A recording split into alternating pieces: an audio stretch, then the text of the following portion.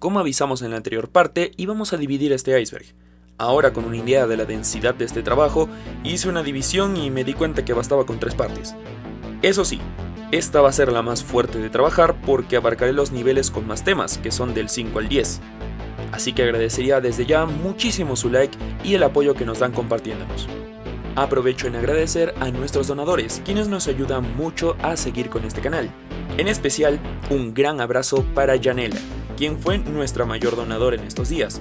Me alegra mucho saber que te gusta nuestro contenido. Un gran abrazo desde aquí. Sin nada más que decir, comencemos esta segunda parte. Entra intro.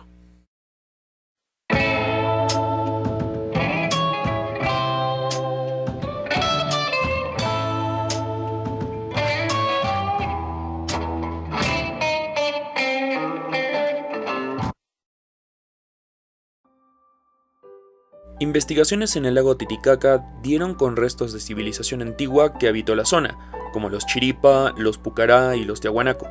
Se llegó a encontrar la ahora llamada Fuente Magna, una vasija tallada que coincide con la escritura sumeria.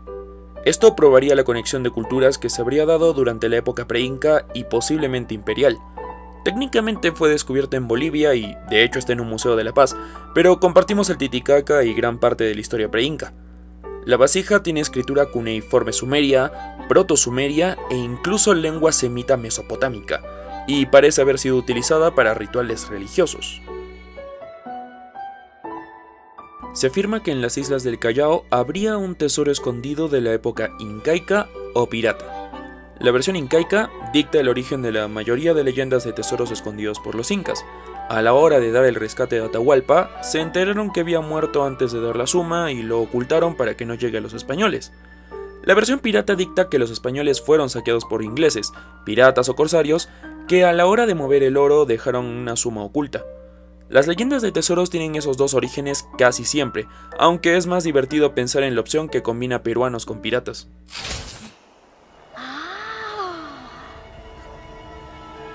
¡La fortaleza! ¡Vamos al Real Felipe! Los peruanos tenemos rasgos comunes con los pueblos asiáticos, siendo muy común la asociación con los pueblos nepalíes. Tiene una explicación algo debatible pero sustentada, y es la americanización desde el estrecho de Bering. El estrecho es una distancia relativamente corta entre Rusia y Alaska. La raza humana viene de África y cuando se expandió el mundo, los pobladores asiáticos vieron el estrecho, que en entonces se volvió una gruesa capa de hielo, como una oportunidad de encontrar más tierras de caza. Llegaron a Alaska, se expandieron hacia abajo y la historia continuó. Eso podría explicar los rasgos ligeramente comunes que tenemos los americanos con asiáticos, incluso teniendo similitudes culturales bastante marcadas. El caso de Jaime Sillonís fue muy sonado en 2021. La actriz Dana Benheim estaba de camino a una reunión en el edificio y le indicaron un piso incorrecto. Este edificio es de esos que la puerta del ascensor es la puerta principal, y cuando la actriz llegó al piso que marcó era el departamento de Sillonís, y este le impidió la salida pensando que era una invasora. Los medios apoyaron a la actriz e hicieron notas contra él, aunque Jaime, con sus declaraciones ciertamente polémicas y hasta insultos directos a la chica, no ayudó a dar la imagen de alguien inocente. Luego salió a la luz que tenía varias denuncias e incluso una por maltratos a su madre. El nivel iba que todo se trató de un complot total contra él, guiar el odio público a alguien en específico para ganar rating, cubriendo el caso con nuevas pero repetitivas notas de datos inútiles. Sobreexplotar los casos con información hueca para cubrir más tiempo en pantalla es un hecho, pasa todos los días. Pero considerando que Jaime tampoco era alguien a quien quieras defender luego de sus comentarios, considero que como tal un complot no hubo, sino que Sillonís le ofreció carne de primera a los perros más hambrientos.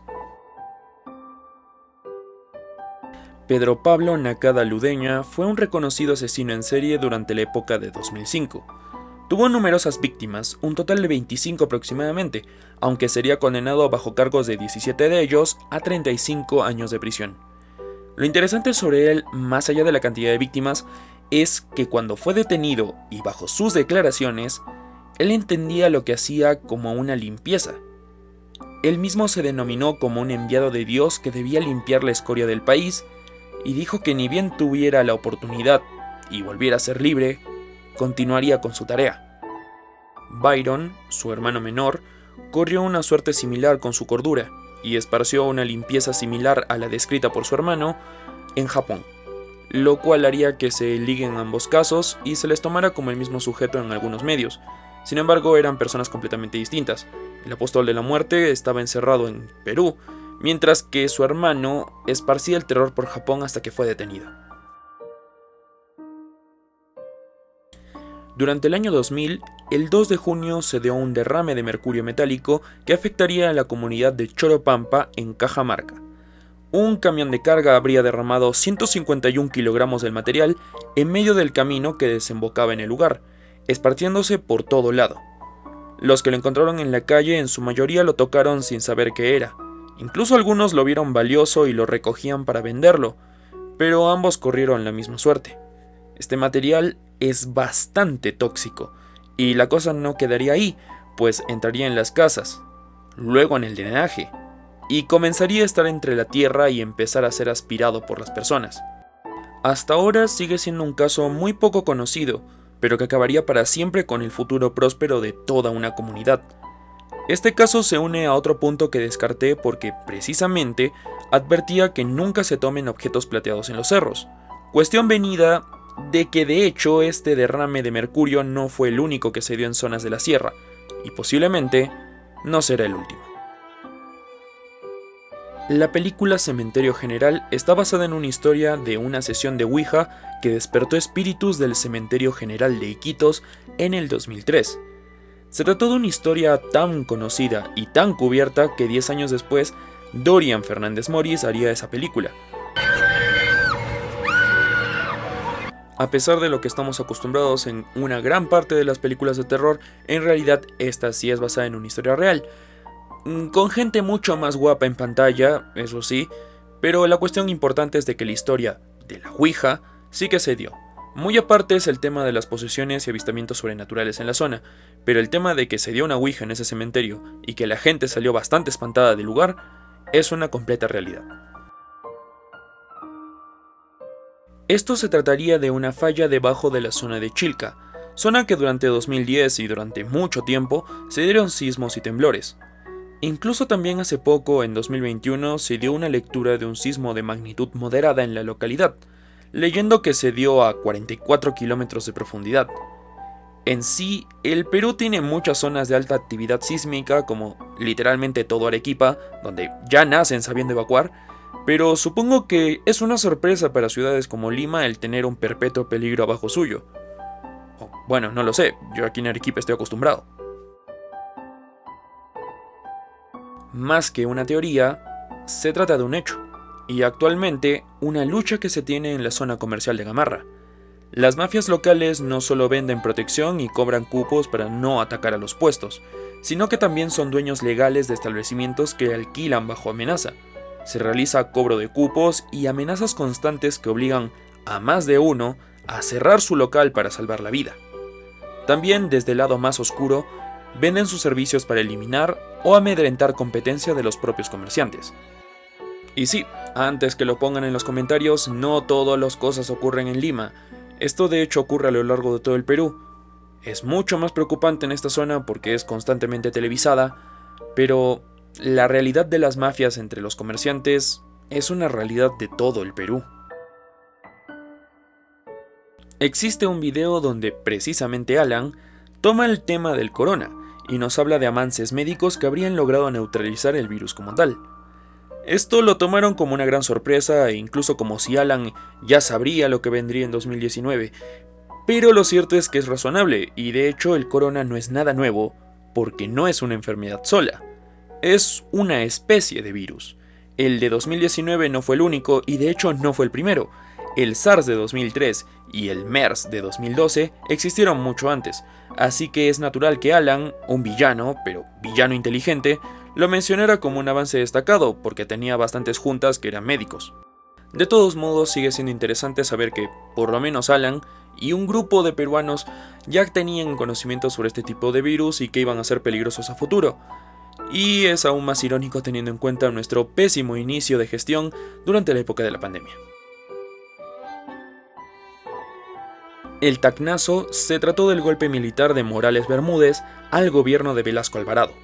Se dio el 29 de agosto de 1975, y el nombre tiene significado por el lugar desde donde nació el golpe y porque comenzó justo al día siguiente del día que se celebraba y conmemoraba la reincorporación de Tacna Perú.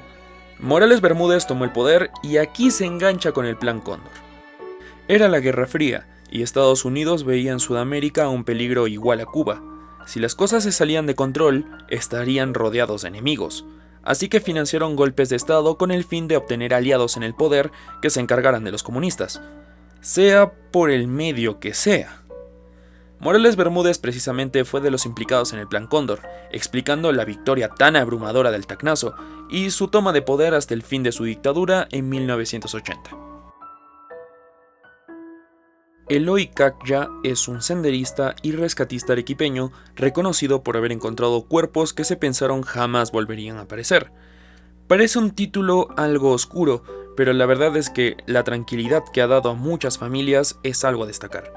Encontró en su momento a Ciro en 2011, luego de 7 meses de búsqueda. También halló a Oliver Toledo en el desierto de Cocachacra, John Barrientos en el Misti, Ángela Carmelino en Cusco, Giacomo Bocorelli en Cañete, José Adriasola en Cotahuasi y a otros desaparecidos. Una figura ciertamente a destacar.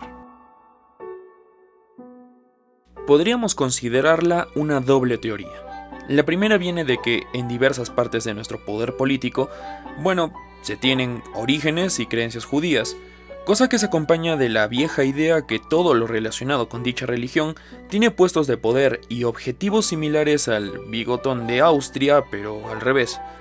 Ya entienden a quién me refiero. Creo que es subestimar a mis suscriptores el necesitar aclarar porque esto es ridículo, pero la segunda teoría dicta que como las esposas de presidentes en su mayoría no tienen mucha imagen pública, es porque bajo los términos de la primera teoría, actuarían en favor de sus fines bajo la pantalla social de solo ser la primera dama, siendo la mayor excepción a ello nuestra expresidenta del Perú, Nadine Heredia. Cali Warma es un programa nacional de alimentación escolar. Este nació con el fin de evitar el aumento de casos de anemia en el país por parte de los menores, así que tuvo mucho impacto en zonas que lo tenían bastante presente, además de ser un apoyo para los estudiantes que vivían en zonas que era muy difícil llegar al colegio. El punto es que, lastimosamente a lo largo de su ejecución, siempre tuvo polémicas respecto al estado de los alimentos. Salieron casos de platos directamente podridos o con gusanos, agua técnicamente estancada en los productos y por último y más polémico, envases que contenían dosis pequeñas pero importantes de plomo y uranio, presumiblemente por contacto con barriles de los materiales. A pesar de que estos casos fueron fiscalizados, aún hay casos saliendo esporádicamente. Se dice que Mónica Delta, periodista peruana, fue amante de Alan García. Esto nació de diversas interacciones que se llegaron a registrar entre ambos, siendo bastante cercanos y cariñosos en algunos momentos. También la historia de Alan mandando flores a su casa y entrevistas que se dice hacían a puerta cerrada. Por razones obvias no lo afirmaré, pero digamos que fue de esos chismes que es muy complicado que alguien niegue rotundamente. Los pagos a la tierra son una costumbre ancestral y aún practicada. Nace incluso antes que los incas y se trató de dar regalos y rezar a la Pachamama por cosechas prósperas. Luego de la conquista se usó como permiso y pago por los minerales que se extraían de las minas, y ambas costumbres se mantienen aún. El pago común se hace con hojas de coca, chicha, comida y a veces hasta se conmemora al final con una pachamanca. Aunque en sus orígenes más antiguos, también se pagaba la tierra con sangre de esclavos o animales. La teoría de hoy nos dice que algunos accidentes de tránsito, desapariciones y crímenes serían causados por hacer pagos a la tierra de minas ilegales, cosa que en algunos crímenes sí fue probado como móvil.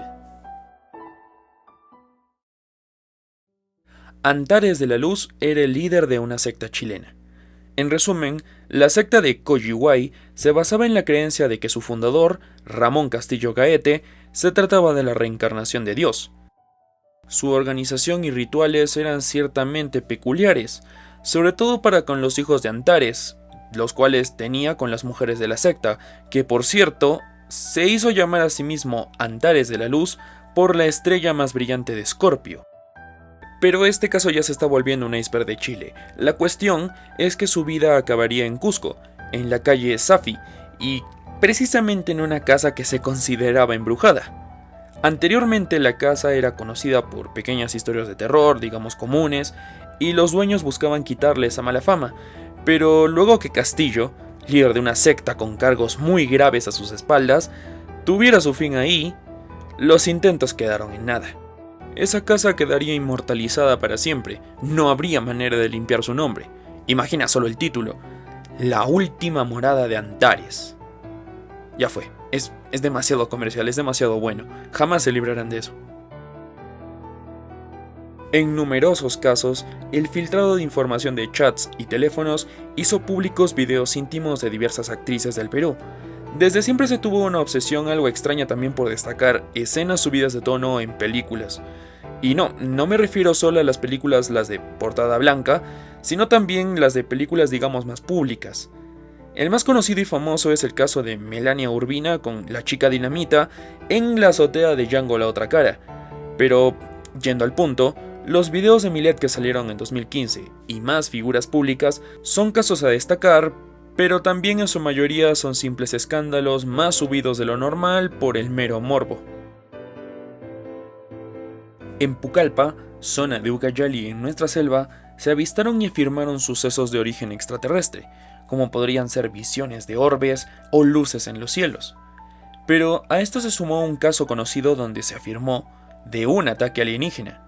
Tal y como se oye, un enfrentamiento donde se buscaba realizar una abducción a ciertos animales de granja, pero respondieron con fuego al resistirse. Es una historia más urbana incluso de lo que suena, pero el avistamiento de luces en el cielo de Pucallpa sí fue algo que no paró desde hace mucho tiempo. Estos centros tienen historias muy escabrosas tras sus paredes. Su función es reinsertar en la sociedad a los delincuentes recuperables, personas que aún tienen oportunidad de reintegrarse a la sociedad, pero requerirán ayuda profesional para ello.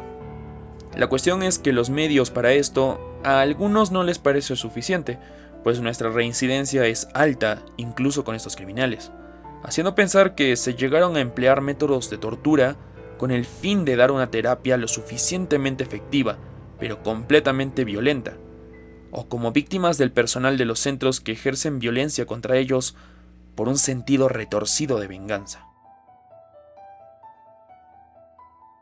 Este caso es una completa tragicomedia, como la mayoría de historias peruanas sobre política. Swing era un cantante, y luego de varias investigaciones a nuestro Ministerio de Cultura y durante la época de la pandemia, habría dado servicios de coaching, y por más experto que Swing dijera que era, igual $33,000 por charla motivacional era demasiado, y ya había hecho 9. Y aunque parece un roche gubernamental clásico y bueno, sería solo una raya más al tigre, las acusaciones de tráfico de influencias fueron bastante graves, y al final el chistecito acabó con Vizcarra vacado, la situación política del Perú inestable una vez más, y comenzarían los 5 capítulos de relleno de Merino y la saga de Sagasti. El nivel iba de que fue una pantalla de humo para desviar el ojo público, aunque luego emplearon a Swing como una excusa para sacar a Vizcarra del camino, pero la teoría fue desvirtuada considerando las cosas que luego se investigaron al lagarto. Los orbes son fenómenos visuales. Son historias de anécdotas como visiones en la noche, pero su prueba fáctica serían fotografías con este error visual. Se atribuyen a manifestaciones espirituales e incluso como un fenómeno ovni, aunque la mayoría tiene una explicación lógica y las fotografías como, nuevamente, errores con la luz. Más que un nivel específicamente peruano, es un caso sobrenatural típico, y de hecho aparece en varios niveles, siendo que se mencionan orbes siendo avistados o registrados en el Hospital del Niño, la Laguna del Parque de las Leyendas, en edificios de seguros La Nacional en Abancay con Grau, e incluso en fotografías antiguas de nuestras épocas de la dictadura. Para este caso, necesitamos saber qué era el SIN. El SIN era el Servicio de Inteligencia Nacional. básicamente la CIA peruana, aunque en lo más oculto del servicio habían servicios de desaparición de testigos, evidencias y cámaras de interrogatorio que empleaban tortura. Y con alguien tan peligroso como Vladimiro, imaginarán que estaba lleno de secretos oscuros. Uno de estos secretos fue que Leonor La Rosa, una ex agente del CIN, sufrió torturas de todo tipo para confesar quién filtró planes secretos que tenían contra políticos y otros objetivos a la prensa. La cuestión es que dentro de estas torturas, presumiblemente le habrían ofrecido como sujeto de prueba para el proyecto MKUltra, el proyecto de control mental de la CIA que implicaba hipnosis, sustancias y lobotomías. Se trataría de un acuerdo bajo la mesa entre servicios que trabajan en secreto, y explicaría el comportamiento tan extraño que tuvo La Rosa al ser rescatada.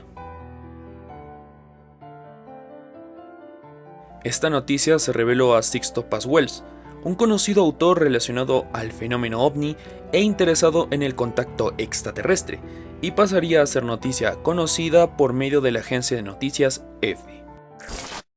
5 miembros del Instituto Peruano de Relaciones Interplanetarias ha establecido contacto con un ovni procedente de Ganímedes, el mayor de los satélites naturales de Júpiter. Los integrantes del IPRI partieron el lunes de la semana pasada hacia Marcahuasi, trayendo importante material de grabación y fotografías. Material que está siendo analizado actualmente por miembros de la IPRI. Paz García señaló que el grupo indicado viene estando en contacto con los extraterrestres desde hace 8 meses.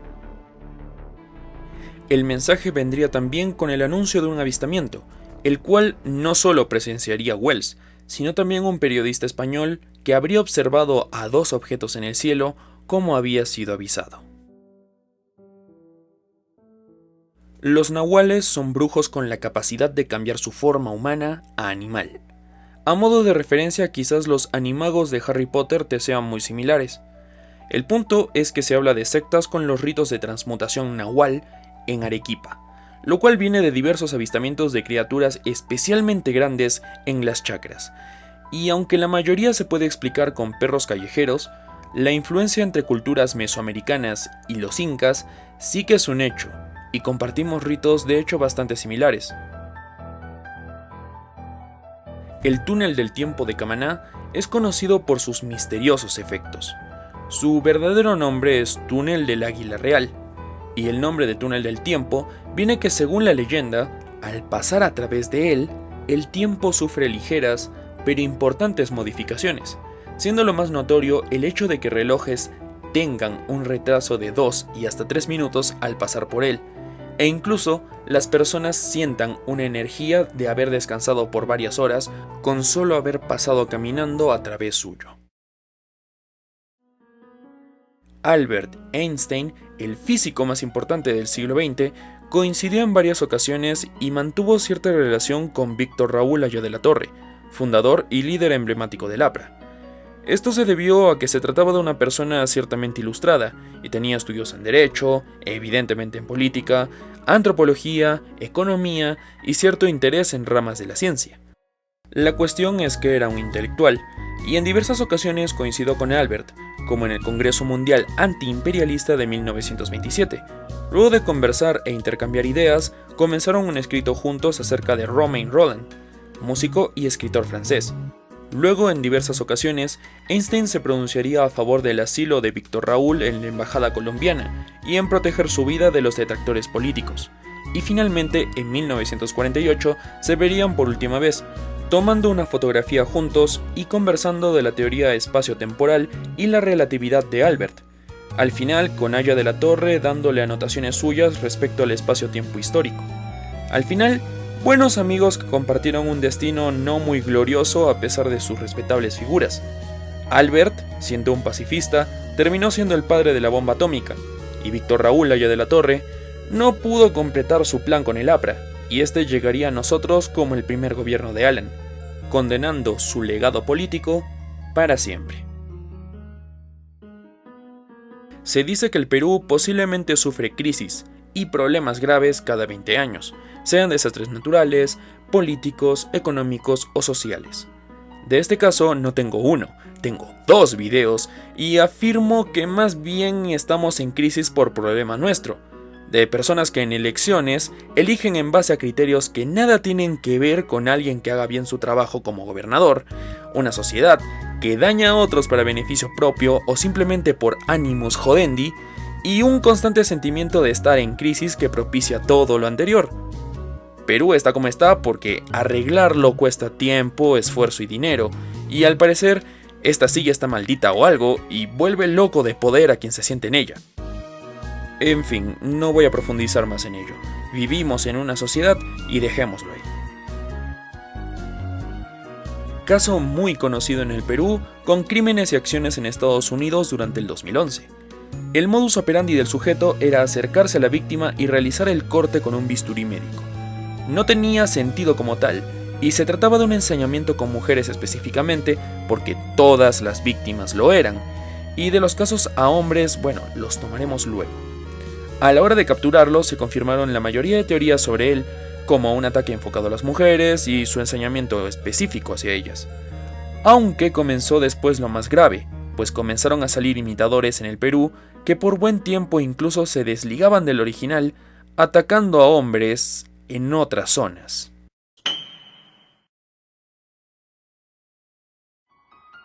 Santa Eulalia está ubicada en el distrito de Hualchirí, en Lima. ¡Qué sorpresa!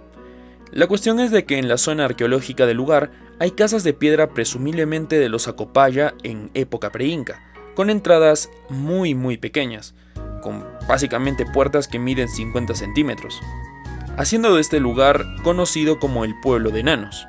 En otros niveles ofrezco una posible explicación razonable para esta clase de cosas, pero pensar en un hobbiton peruano lo vale demasiado. Es que mira esto.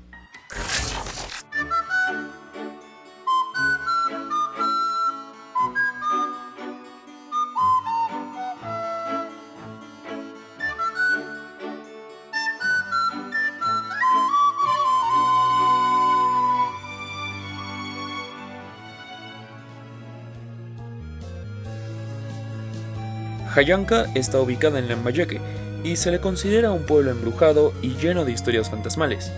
La mayoría de historias provienen del propio origen de Jayanca, y es que es un pueblo dedicado al vino desde que fue fundada, y las haciendas durante época colonial no eran lugares amigables precisamente con los esclavos, además de contar con una zona arqueológica donde hallaron y destaparon momias, una casa abandonada por tragedias ocurridas a la familia que las habitaba, y bueno, las historias de los esclavos que mencionamos anteriormente. Es casi como si cumpliera con todos los requisitos para un pueblo embrujado. Pero en fin, a pesar de que se trata de un lugar en realidad bastante acogedor, tiene sucesos paranormales que parece que nunca terminarán, como pintura negra apareciendo en las paredes y dibujando figuras tétricas, o objetos como algodón y sal levitando en la noche. Incluso presuntos chamanes intentaron limpias, pero nada da resultado, simplemente el lugar pareciera que es propenso a esta clase de sucesos. Este mito dicta que en la instrucción militar se realizaría una prueba donde debes criar a un perro y finalmente acabar con él para desligar a uno de todo vínculo afectivo, volviendo a los soldados en criaturas desindividualizadas e insensibles a los vínculos que pudieran tener por empatía con los demás que pudieran interferir con sus misiones. Esto podría tener un doble origen, tanto de los propios militares para crear una imagen intimidante durante la época del Sendero, como también parte del mito negro nacido de las acciones ocultas del Zinc y en el Pentagonito, donde, bueno, pues muchas cosas extrañas se hacían detrás de esas paredes. Y bueno, los papeles que quemaban en el Pentagonito y los oscuros secretos muy cochinos que tenía el Zinc, pues dejaban mucho espacio a la imaginación. Este dicho podría tener una explicación mejor, pero tomémosla al final. La situación es que se afirma que América Televisión habría conspirado para ser los únicos productores de series en el Perú, tanto con complots contra la competencia, como con acuerdos bajo la mesa para evitar contratos con los buenos guionistas y exclusividad de actores. El mito viene que desde hace tiempo que las producciones de América prácticamente son las únicas producciones originales. Latina Televisión, Panorama y etc. recurrirían más a las series turcas y a comprar las series que a hacerlas. Y pues hace tiempo que Latina Televisión, por ejemplo, una que le hacía bastante competencia, hace tiempo que los proyectos no ven la luz por los terribles fracasos de rating. La explicación que les ofrezco es que el gasto suele superar a las ganancias, ahora que internet mata un poco más cada día a la televisión, así que producir series completamente desde cero es impensable económicamente. América tiene una producción más sostenible y con material a merced, así que no arriesgan tanto como todo el mundo y por ello no es necesario que dejen de producirlas. Simplemente tienen los materiales como para poder permitírselo. Latina, bajo su dirección, habrán supuesto de que sería una mejor idea simplemente no enfocarse en producir series, sino más bien comprarlas, y enfocarse en crear shows, emplear su programa de noticias y expandirse por otras vías, mientras que América toma la decisión de emplear la producción de series originales. Simplemente creo que no es tanto una conspiración, siento que es más bien solo una decisión de negocios, las cosas que quieres dar respecto a lo que puedes arriesgar. El cementerio Virgen de Lourdes es el segundo cementerio más grande del mundo, así que es un lugar perfecto para poder hacer un programa paranormal. Esto precisamente lo consideraron los del programa Zona del Miedo de Panamericana, aunque el programa de ese día se hizo más conocido por darse la presunta posesión del camarógrafo del show. Les dejaré un rato parte del canal para que juzguen ustedes mismos el suceso.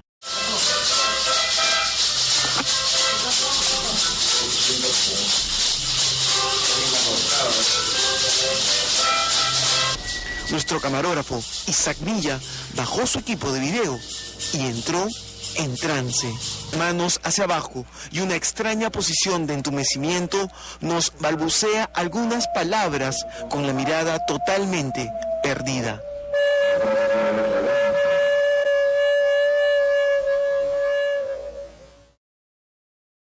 Cuando la gente relataba su pasado con cuentos, explicaba su presente con cuentos, predecía su futuro con cuentos, el mejor lugar junto al fuego le pertenecía al narrador de cuentos. El narrador de cuentos era una serie de televisión donde se contaban historias fantásticas del folclore europeo con ciertas reflexiones al final. Todo producido con efectos de Jim Henson, el creador de los Muppets y Plaza Sésamo. Era un programa increíble y seguramente varios aquí habrán disfrutado las historias en su doblaje de Víctor Mares como narrador y Jesús Brock como el perro, el doblaje original, y es que la serie fue redoblada en México a razón de la pérdida de algunos episodios con ese doblaje, haciendo uno nuevo con Luis Manuel Pelayo y Luis León respectivamente. Sin embargo, Frecuencia Latina compró el doblaje original en su momento y lo conservó, así que son dueños de una joya invaluable de los media y posiblemente los únicos que tengan esta edición intacta. Y aunque prometieron en su momento también transmitir la serie nuevamente con este doblaje, pasaron la versión remasterizada. Si no vieron la serie en su momento, se las recomiendo. En YouTube están la mayoría de capítulos y aunque la mayoría no tiene el doblaje original, el programa sigue siendo un gran show, sea el doblaje que sea. Muy recomendable. Mito antiguo, pero extendido quizás por nuestras abuelitas. La planta de higo se dice que funciona bien de caza de duendes.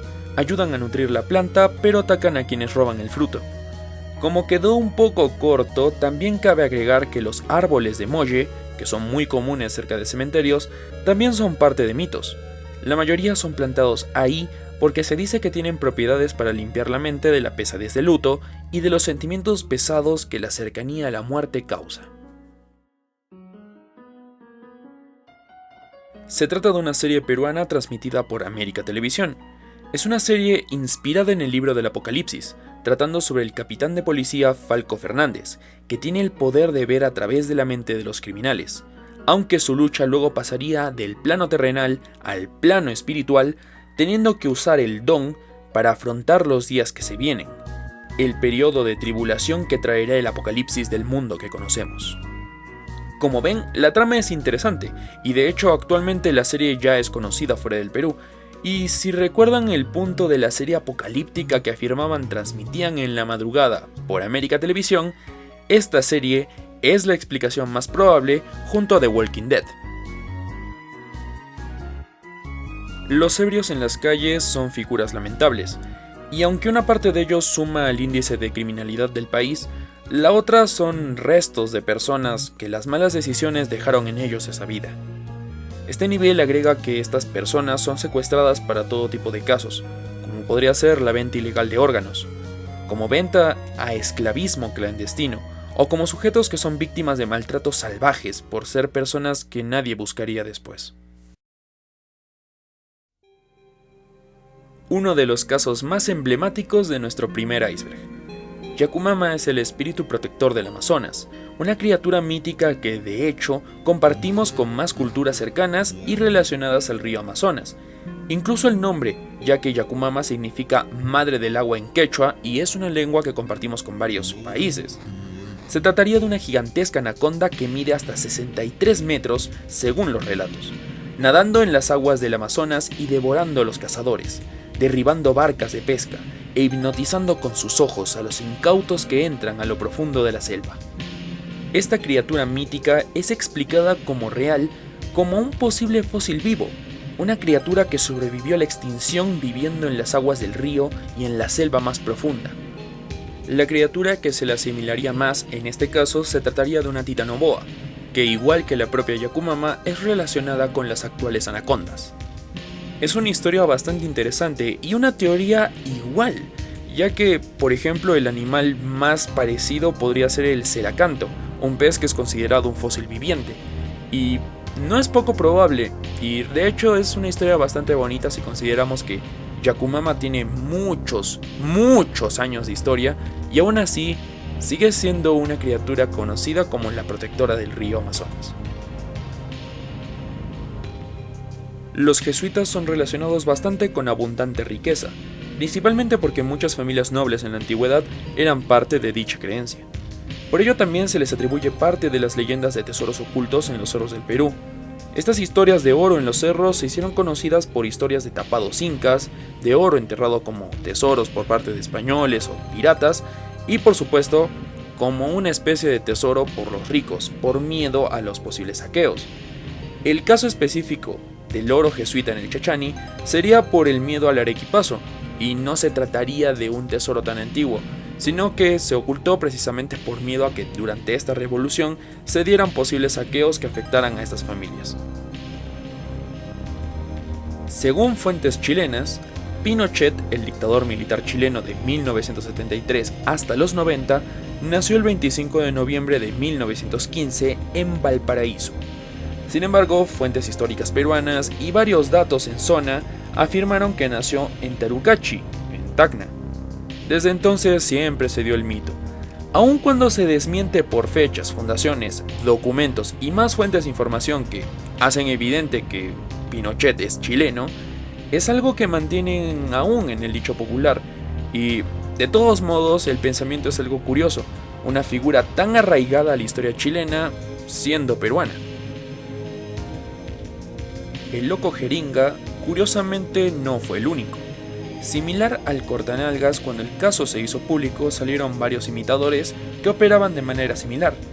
Por medio de una jeringa oculta, aprovechaban espacios como combis y autobuses para inyectar a los incautos con una jeringa infectada de virus de inmunodeficiencia o más tipos de enfermedades infecciosas. Estos casos fueron muy sonados, y evidentemente se trató por todavía detener estos sujetos, aunque incluso hoy en día siguen saliendo imitadores. El caso de Jeffrey Epstein es conocido y bastante difícil de tocar sin despertar las alarmas de YouTube, así que dejémoslo extremadamente resumido en que se trata de un caso de trata de menores para usos sumamente prohibidos, caso en el que se vieron implicadas figuras públicas y políticas que concertaban con Jeffrey esos encuentros en una isla privada. A la hora de la hora, y con Epstein atrapado, se obtuvieron listas y muchos nombres que pasaron a ser investigados.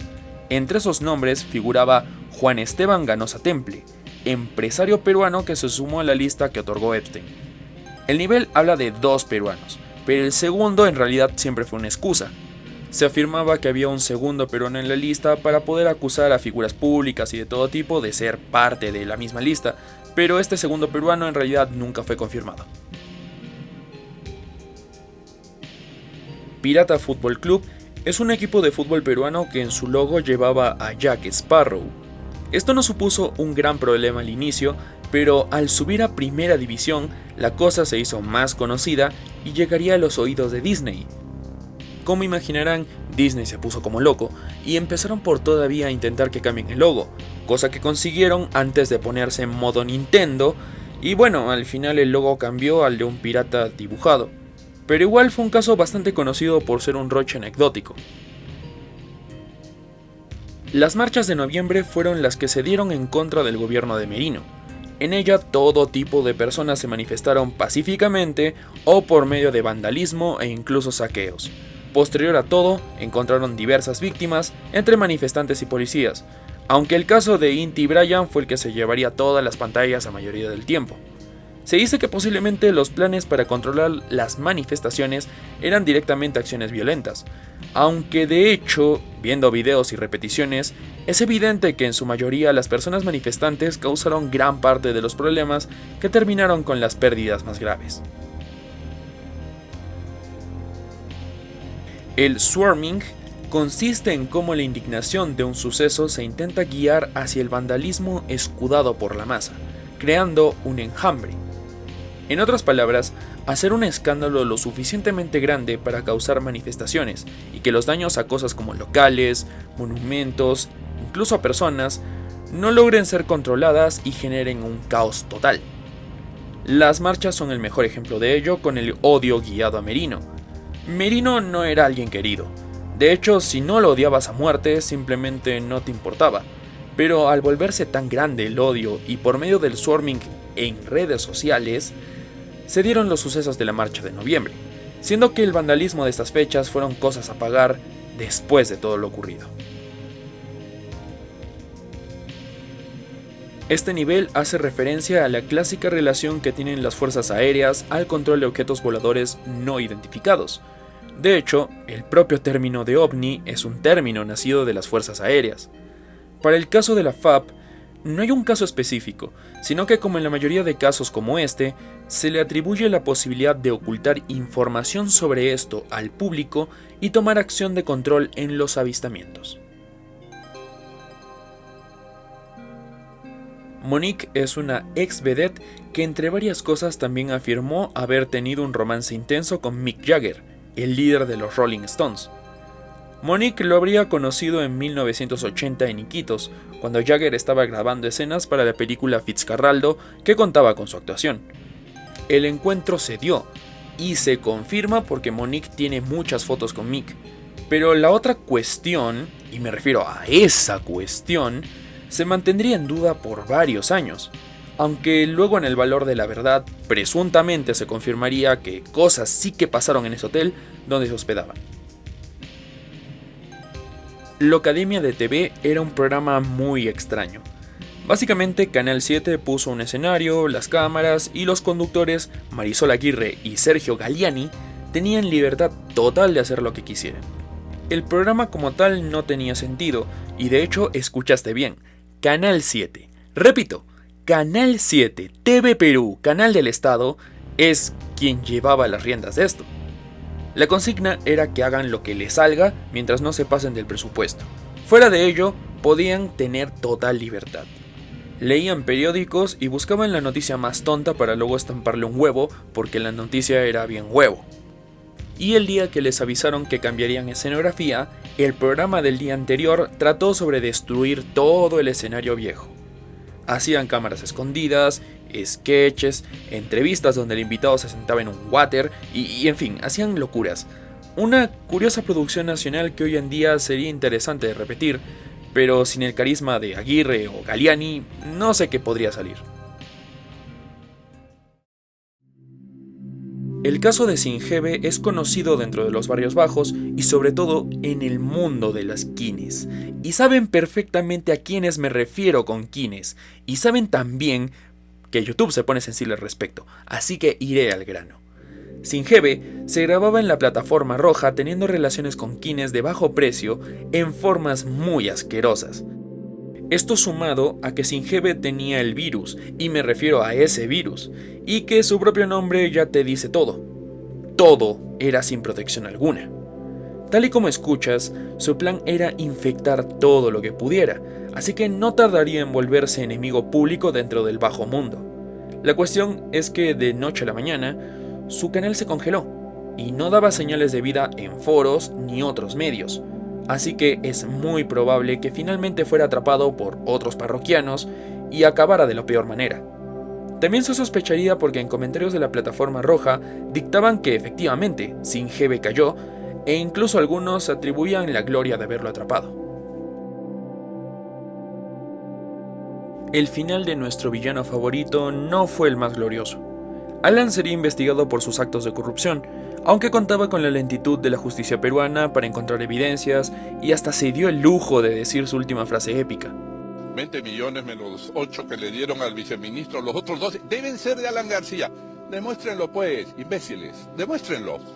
Sin querer, el caballo loco había escupido al cielo, porque luego los imbéciles sí que encontraron evidencias para demostrarlo, así que procedieron a detener a Alan por medida cautelar, aunque ya todos sabíamos que, de atraparlo, no saldría nunca más. Sin embargo, al llegar a su casa, Alan subió a su habitación, sonó un disparo, y sería el fin de Alan García Pérez. Se intentaría salvar de alguna manera a Alan, pero al final fue inútil, simplemente ya no había nada que hacer. Las fotos inéditas del nivel son referencia a que se filtraban fotos de su autopsia en internet. Para completar este tema, se dice que Alan de hecho podría seguir vivo y que fingió todo para huir de la justicia, fugado ahora disfrazado de mujer en algún lugar de las Bahamas. Pero lastimosamente la realidad es la realidad. Así que Alan está fugado en las Bahamas. Parte profecía, parte realidad. El gobierno peruano no es el único deficiente para mala fortuna de Latinoamérica, y uno de los más destacados es el de Alberto. No entraré mucho en detalle porque no soy argentino, y porque al fin y al cabo este es un iceberg de Perú, pero dejémoslo en que Argentina no va bien en sus manos, y la migración argentina es algo que de momento ocurre a cuentagotas, pero se dispararía inevitablemente casi al nivel de la migración venezolana de hace pocos años. Esta historia no nació recientemente a raíz de su detención, sino que se dio durante su propio gobierno. PPK es ciertamente de los presidentes de mayor edad que tuvimos durante este Perú contemporáneo, así que una de las cosas que siempre se estuvo en discusión era respecto a su salud. Se dice que posiblemente interesados en sacarlo del camino, habrían atentado a su salud provocando paros cardíacos con medicaciones en la comida y bebida o cargas de estrés, cosa que hizo que busque mantenerse sano para evitarlo, causando este roche donde él y todo el gabinete hicieron ejercicios en público. Sin embargo, presuntamente habría sufrido 2 ataques que se ocultaron de la información popular para evitar cualquier tipo de escándalo. Al final, todos sabemos que PPK cayó, pero no fue cosa de su corazón. Fue más bien por su bolsillo. Como ya mencionamos anteriormente, Sendero nunca desapareció, solo se debilitó para dejar de ser una amenaza nacional tan grande como en los 80 y 90, pero sigue existiendo. Precisamente los últimos vestigios de Sendero están en la vertiente de los ríos Apurímac e Neymantaro, Braem, para abreviar. De esta zona mucho se dice, pero de lo confirmado está el narcoterrorismo vigente y el adoctrinamiento a menores. Pero se suma a ello los rumores de posible esclavización a militares que se presumieron caídos, y a pueblos enteros que no siguieron las doctrinas. Como digo, es más un rumor, pero no por ello el Braem deja de ser una de las zonas más peligrosas del Perú por las cosas que sí se confirmaron. El suceso señalado al final se trató de un tiroteo ocasionado por Eduardo Romero Nupay, un ex marino que realizaría todo presuntamente luego de ser despojado de su puesto ambulante sin licencia. Finalmente, Romero fue abatido por un suboficial de policía que iba de civil, dejando 6 víctimas y 10 personas heridas en el Mall Royal Plaza de los Olivos. En esto entra el grupo de Legión Hulk, por diversas polémicas donde se les acusaba tanto de incentivar como homenajear este tipo de actos. En 1966 se dio un eclipse total solar que habría oscurecido al país por 71 segundos. Pareciera un caso que solo queda en un eclipse y ya, pero de hecho el suceso fue difundido, pero ignorado por algunas personas que luego de verse en la sorpresa de una total oscuridad, cayeron en pánico o aprovecharon la confusión para crear caos, robar y saquear todo lo que vieran. Los accidentes automovilísticos tampoco faltaron, fueron más bien inevitables y se dieron por todo el país en lo que fueron casi 2 minutos de puro terror para algunos. La Casa Matsushita es el antiguo edificio que albergó a una empresa de productos de ferretería llamada así, Matsushita S.A. El lugar es asociado a actividad paranormal, incluso con sucesos grabados en televisión antiguamente e incluso contando con una película en 2014. La mayoría de las teorías apuntan a que en realidad todas las historias fueron propiciadas por la CIA, con el fin de vigilar desde ahí a la Embajada de Estados Unidos. El punto dicta que también se emplearía como un experimento social para comprobar las acciones de los curiosos respecto a las historias paranormales que se le atribuían a la casa. ¿Prensa comprada? ¿En el Perú? Nada, jamás, ¿no? Bueno, y en fin, la cuestión del punto viene que a pesar de los diversos medios para poder compartir información con la prensa, para hacer conocida información de interés, pasa inevitablemente por un filtro. Los casos comunes e interesantes pasarán a ser empleados para las noticias, con algunos siendo ignorados para no sobresaturar las noticias con lo mismo, pero no publicarán nada de tratarse de información incriminante de alguien que les paga o saben que puede pagarles. Por suerte, la tecnología nos brindó una opción para no depender de los medios tradicionales que pueden emplear esta clase de filtros, así que, de todos modos, una buena manera de prevenir es tú mismo emplearte como prensa y difundir la información que conoces. La administración de justicia se vio interrumpida por la pandemia y causó que procesos breves tomaran mucho tiempo o se vieran suspendidos. La Sala Penal de Apelaciones de Chincha y Pisco tenía en sus manos un caso de anular prisión preventiva, pero a la hora de emitir el fallo tenían que justificar la demora del proceso. Naturalmente señalaron a lo imprevisible que fue la pandemia, pero agregaron partes que, bueno, mejor escúchenlas. Ningún gobierno mundial, personas naturales y jurídicas, ni la defensa del imputado puede sostener que esta pandemia tiene la calidad de previsible, salvo sus creadores del nuevo orden mundial como Bill Gates, Soros, Rockefeller, etc., que lo manejaron y siguen direccionando con un secretismo a ultranza dentro de sus entornos y corporaciones mundiales con proyecciones al Proyecto 2030. Tal y como escuchas, un juzgado, un órgano del Estado y administrador de justicia, acusaba a Gates, Soros y compañía en una sentencia emitida de haber creado el virus como si fuera un conspiranoico con sombrerito de aluminio.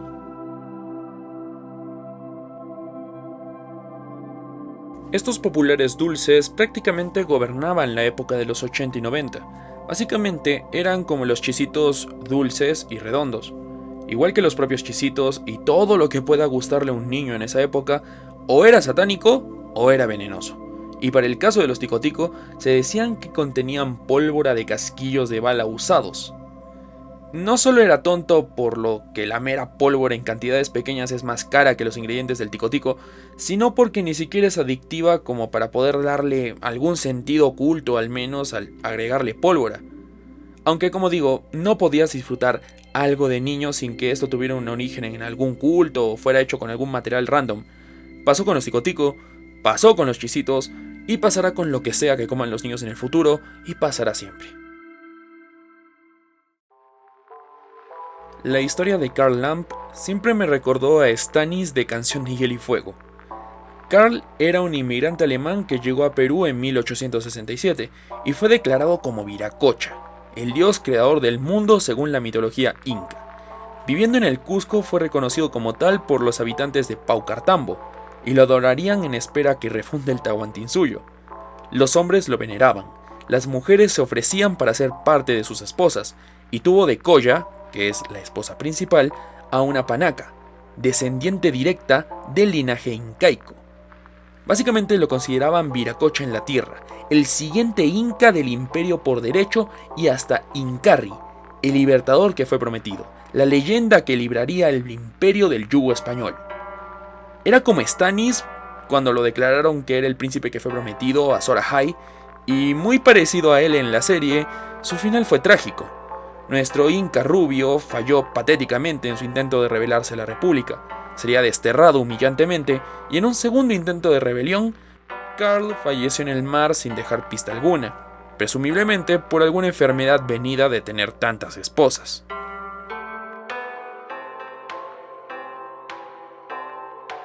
Abimael Guzmán no requiere tanta presentación. Un profesor de filosofía que luego de crear su propia ideología comunista, el pensamiento Gonzalo, fundaría Sendero Luminoso, comenzando la época del terror peruano de los 80 y 90, que solo terminaría oficialmente cuando fue capturado en 1992 en la Operación Victoria. Por su parte, el clan o Priorato de Sion es una fraternidad ficticia que luego se volvió real. En un inicio solo era una historia creada en Francia, pero luego se volvió real por un tiempo relativamente corto y su fin sería instaurar el Santo Imperio Europeo. Abimael era ateo, pero la relación dentro de la teoría vendría de que él y la Orden tenían fines comunes relacionados a atacar el status quo de la Iglesia. Abimael directamente por verla innecesaria, y el clan por afirmar que la institución mentía y ocultaba información y secretos como el Santo Grial y las revelaciones del libro de Judas. Interesante de considerar si gustas de los libros del Código Da Vinci, porque el Priorato de Sion es parte sustancial de esos libros. La secta Gnosis es una de las más peligrosas registradas. En su mayoría se le atribuyen y confirmaron casos de secuestro a menores, y el caso de Patricia Aguilar relaciona a los integrantes de la secta que estaban ocultos en la selva peruana. Patricia Aguilar, de entonces 18 años, habría venido desde Alicante siguiendo a Félix Manrique, líder de la secta en Perú. Un año después la encontraron en un lamentable estado de desnutrición y con un hijo en brazos. Se dieron investigaciones y se comprobó que no solo eran víctimas de violencia y de consumo de sustancias, sino que también parecían haber perdido el sentido de sí mismos. Esta red es un rumor que se da y se relaciona con un punto que precisamente será el último que tocaremos del iceberg completo. De momento dejémoslo en que presuntamente dentro del Hotel Sheraton se dan negocios ilegales vinculados con tráfico de influencias y contrabando. Esto entre las líneas más cercanas al hotel. Incluso estaría la presunta trata de personas, vinculando este caso también a la de la chica del incidente de 2016. Los Matse eran una tribu amazónica que en 1959 vivían en la zona del Yabari, punto que era de interés para el gobierno de Belaúnde Terry por los recursos y por los intereses en una vía que uniría la selva con la carretera. Para alejar a los Matse se emplearon medios inhumanos. Se acabó con casi 1200 indígenas que ni siquiera entendían qué decían al no entender español, y atacaban porque estaban siendo invadidos sus tierras y disparaban en su contra. Se acabó con cientos de vidas, y era un acto aberrante, pero el caso no tomó importancia alguna y el resultado final de obtener esas tierras solo motivó a más campañas iguales por el resto de la selva, dejando al pueblo olvidado, pavimentado en esa pista que significó todo su sufrimiento. El caso Pfeffer lo tomamos en nuestro primer iceberg de Perú. Miriam Pfeffer habría muerto entre las 12:30 de la madrugada, con marcas de haber resistido a su atacante. Habría sido estrangulada, y en la escena se notaron objetos faltantes, aunque luego se comprobaría que era para simular que se trató de un robo que luego acabó con su vida, y no de un atentado que se intentó cubrir como un robo. Se atrapó finalmente al sicario, Alejandro Trujillo, así que solo faltaba hallar a quien lo contrató. Los sospechosos eran los hijos de Miriam, Ariel y Eva. Ariel era homosexual y su posible móvil sería que su madre le discriminaba y pensaba dejarlo sin una mejor herencia de la que estaba obligada a darle, pero no lograron profundizar más. Por parte de Eva, tenía motivos empresariales para buscar deshacerse de su madre. Fue señalada por el propio Trujillo y su contrato se explicaba por una amistad suya que tenía esa clase de contactos. Se afirmaría que en este caso, en realidad se trató todo de un trato psicosocial. Buscarían afectar a la sociedad de tal manera que podrían aprovecharse de él por mucho tiempo. Y si ese era el plan, lo consiguieron. El caso Pfeffer no solo se alargó muchísimo, sino que fue uno de los casos más polémicos de la historia del Perú y causó bastante pánico social al respecto. Personas teorizando, personas señalando mucho a Eva incluso antes de que se pudiera dar la sentencia. Gente que, a pesar de las nulas pruebas contra Ariel, le acusaban de todos modos. Básicamente, jugar con la sociedad peruana para poder sacar provecho de una noticia. José Yactayo era un periodista. El 25 de febrero de 2017, Yactayo sería silenciado y encontrado en partes. Dentro de una maleta que se estaba quemando, los locales del distrito de Sayán encontraron su torso, y las demás partes en lugares dispersos, como la cabeza y las extremidades que habrían sido arrojadas en la carretera de Huaral. Wilfredo Zamora Carrión, quien le citó aquella noche y sería el autor de todo, fue condenado por los cargos. Al parecer, acabó con Yactayo dopándolo y finalmente intentaría deshacerse de las pruebas de esa manera. Los motivos detrás de todo se atribuyeron a un crimen pasional, pero también a algo que habría visto Yactayo aquella noche. Algo que ameritaba tanto silenciarlo como desaparecer por completo de la tierra todo rastro suyo. Se afirma que posiblemente Wilfredo Zamora Carrión sería o parte de una secta, y seguramente Yactayo habría visto parte de evidencia de ello, o incluso que estaba implicado en un posible lío político. No se afirma mucho al respecto, pero ciertamente una brutalidad tan grande con Yactayo, y precisamente siendo un periodista, una persona que se dedica a informar esta clase de cosas, es muy extraño este curioso ensañamiento. Así que siempre he señalado como que Yactayo quizás vio más de lo que debía ver. Esta parte la estoy haciendo una semana antes de mis exámenes finales, así que nuestra siguiente parte será después de estos. Aprovecharé este tiempo que tenemos hasta la siguiente parte para dejar una publicación donde podrán comentar teorías que deseen agregar al iceberg final, aunque las que sean repetidas o directamente no pueda utilizar para YouTube no podrán participar lastimosamente. Si dejan contexto y más, muchísimo mejor. Estaré atento para sumar al video después del último nivel las teorías más interesantes. En fin, yo me pondré a estudiar ahora mismo. Si te gustó este video, dale like y suscríbete para ver más videos como este. Y síguenos en nuestras redes sociales donde estamos activos. Si deseas apoyarnos, puedes donarnos tanto a Yape como a Plin, o invitarme a un cafecito en Coffee si deseas. Aunque con compartir este video estás ayudando muchísimo. Nos vemos en la siguiente. Corte.